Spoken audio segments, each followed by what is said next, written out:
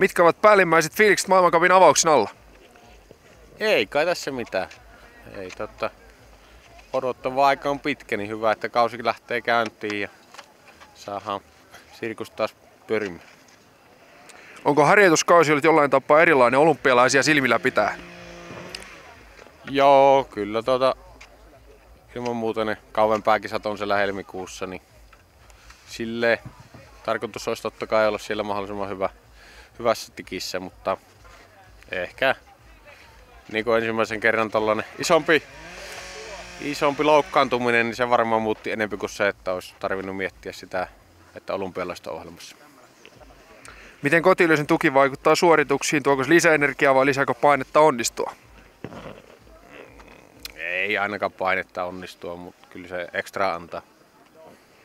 Mihin asioihin keskitytte eniten taktisesta näkökulmasta juuri tämän radan ja olosuhteiden kohdalla?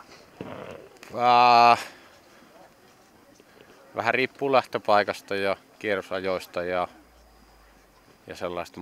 Muuten vauhdillisesti aika selkeä latu, että mennään suorat nousut ja suorat laskut.